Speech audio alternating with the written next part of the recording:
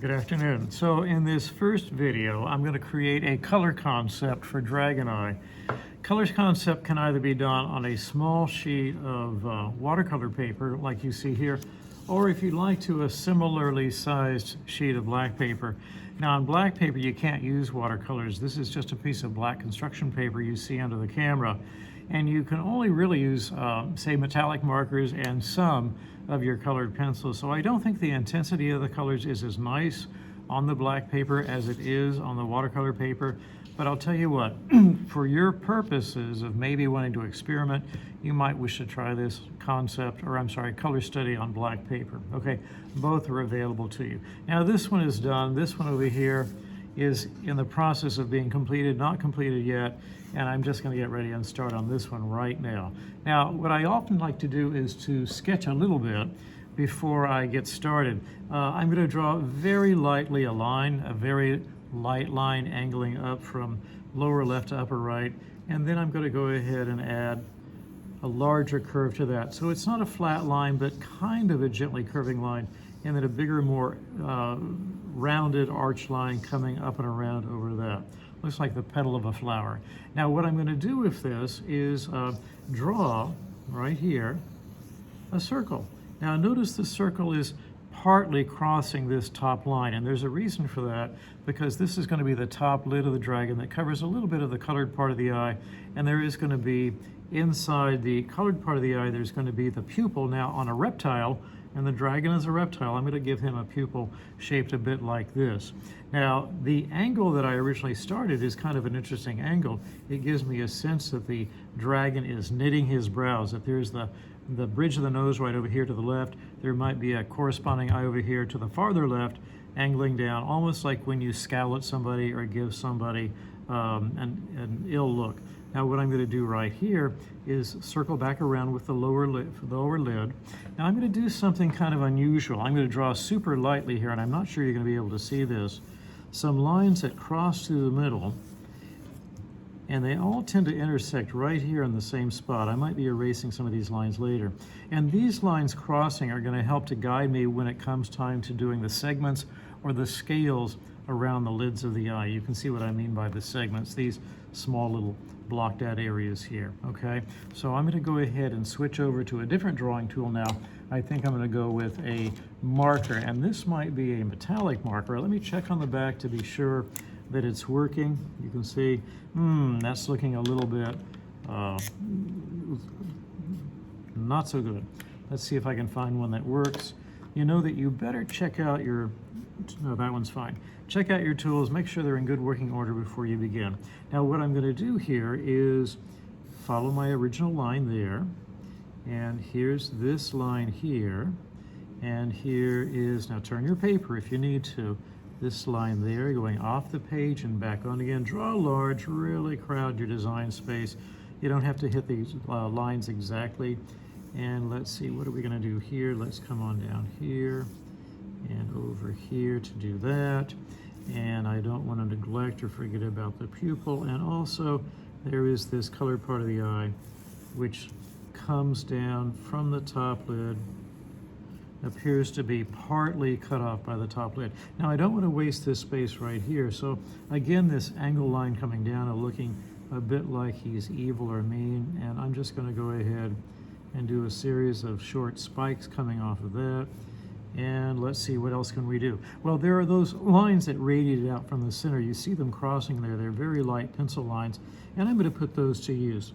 I'm going to use that for the scales of the beast, and they're just going to happen to line up pointing to center, and that's kind of nice. You see how I go ahead and round off those boxes there, so it looks a bit more natural.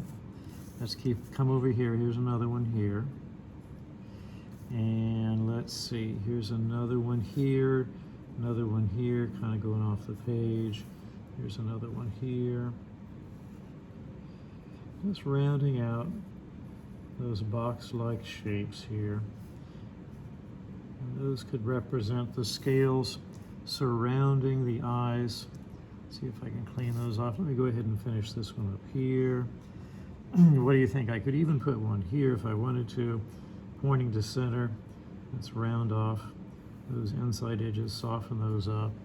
Okay, what do you think? I guess if you wanted to, you can continue on your own by adding more of these lines. If you felt like it, you could continue to subdivide some of these areas a little bit more. You wouldn't have to be following any original line, you're just adding more lines as you go. Okay, what do you think? Now, on a living creature that has an eye, there's a tear film that crosses the eye, a very thin layer of moisture which helps lubricate the eye so your lid can come down over the eye. It protects the eye, keeps it from drying out. And I might go ahead and indicate with a shape like that, or a shape like that, or a shape like that, white flashes of light that could be reflections off the eye right there. So I think I'm ready to go ahead and start to paint. I'm going to put a cap on that marker right there. Remember that when the paper is dry, like right now, you could actually do some pencil work. Now, the pupil will probably be largely black here. That would be the center part. Here's the colored part of the eye right here, the iris, just like you might have an iris that's blue or brown or gray or green. And then out here, the wider part of the eye, which doesn't have to be white at all, but that is called the sclera. Sclera means hard. And I'm gonna go ahead and do a little bit of pencil work first on my dry paper. You notice that it's really easy on watercolor paper to use pencil. And here I am just using the pencil and fading as I go. Now, remembering also that when you're pressing lightly, like I am most of the time here, it's very easy at this point to do blended colors. So I'm going to put down that orange and pick up a red. It could be that here in the center, I'm going to use mostly warm colors. Now, warm colors on the color wheel would be your oranges, your reds, and your yellows. And then by contrast, outside the eye, here above and below on the lids, I might be using cool colors. Cool colors would be, of course, colors that associate with coolness, the blues, the greens, the violets. Now, natural or neutral tones, such as grays and browns, can come in handy too. I'm going to put that red down and pick up another warm color. Let's see, is this one slightly different? It is. I'm not sure what this one is. Now, I can paint right over the top of this if I want to and continue to add color that way. Remember to press lightly. If you wish to press more heavily, you will get some darker values, and that's not a bad thing, okay?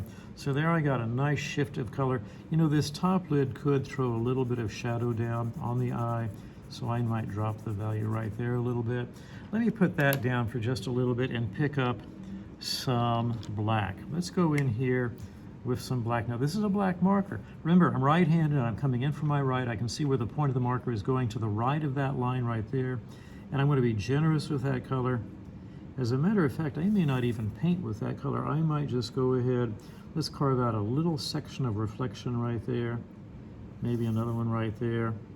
Notice how I turn the paper so I can come back from my right side, and there is my pupil, okay?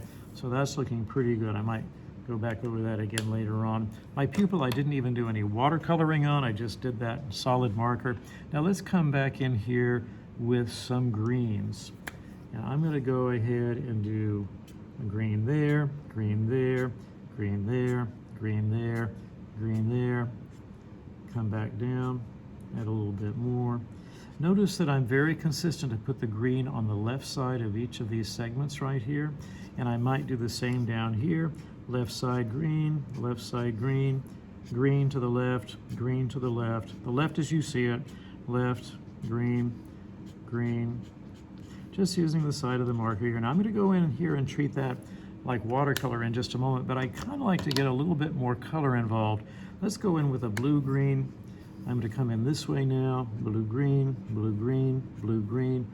So again, that consistency, always to the left as I've decided it, blue-green, blue-green. Now let's see what happens when we go ahead and do some watercoloring in there. Now I picked up a number 6 brush. I have my water right here. I got my towel. I'm going to remove excess water from the brush. These are pretty small areas, each of these little segments.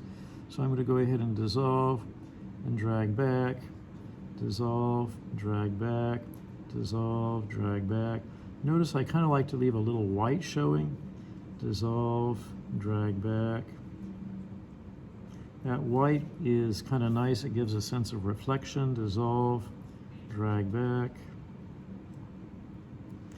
dissolve, drag, dissolve. You know, I don't have to go get much water because, truthfully, I've got enough water in this little brush of mine. Let's grab a little extra water, remove excess if we need to on the towel, dissolve and drag, dissolve and drag. Okay? And so you're getting a sense for the scales that surround. And I can always go back in here with pencil later on. Okay? So there we have a little bit of watercolor work. Now, I'm going to put that down for a while. It could be that I want to go back in here on top of this pencil work with some marker. Got to be careful, there are some wet areas. I don't want to be running my hand through there. Now look, that yellow marker right there on top of those oranges and reds, all by itself without any brushwork at all, does a pretty good job. I'll just throw it right over there a little bit. And let's see, what else could we put in there? Let's go ahead and put in some bright, intense red. Again, being careful not to swipe through the green areas, which might still be wet. Coming in from my right, coming in from my right, in from my right. Now let's see what happens if I go back in here with my brush. Dissolve those colors, start to move them around like you would a paint. Dissolve the color, start moving it around. Being careful. You see how it fades out as I pull it farther and farther away from its source. Notice how I keep the brush pointed. Now I'm just putting down quite a bit of water right now. That might be a little too much. If I need to, I'll take a little bit of that out with my paper towel. So you can always control the amount of water in the brush either by pulling on the lip of the container, water container, or using your paper towel. Okay, I don't want to overdo this, so I'm just probably going to stop right there and see how that looks. Not bad. So this is what I would do. I would keep on pushing the limits of my pencils, my colored pencils, my markers on this until I got it just to where I wanted it. I think the sclera right here, this white portion, is going to be too white. I mean, I probably need to get back in there later on with colored pencil or maybe with marker. I could start in right now since the paper is dry and do some colored pencil in there. This is a violet. This is a cool color along with green and blue. This is a cool color from the for the right side of the color wheel. The oranges, the yellows, the reds are on the left side. Remember that you want to try to go dark to light when you can. That's always great, especially for living things. The ball of the eye is round, so I'm going to go into the corners here, go a little dark to light this way. The top lid throws a little bit of shadow. I'm going to even go into on the green. The green is still wet, so I can't do much right there. The orange and the yellows of the eyeball are still wet, so I can't do much pencil work there. However, when it does dry out, I will be able to go right back on top and do more work, okay? So this is not done yet. Hey, that violet looks really good against that red. I like the way that makes that red pop. And you see by deepening the corners of the eye, by dropping a little shadow underneath the top lid, you really do get a sense that this is going around its surface, okay, around its surface right there. So you try this also. You can experiment with a combination of markers and pencils. Remember that it's just one small color study on a small piece of watercolor paper. You do have the option, if you'd rather, of doing the same thing on a piece of black paper, same size, but I think you're more limited with the techniques and the results are a bit dim or dull compared to what you see on white paper. I think this is way more vibrant. Be sure to practice your shading. Shading means dark to light with paint, dark to light with pencil, dark to light with everything. And of course, I need to come back in here and finish the rest of this. But now, you try.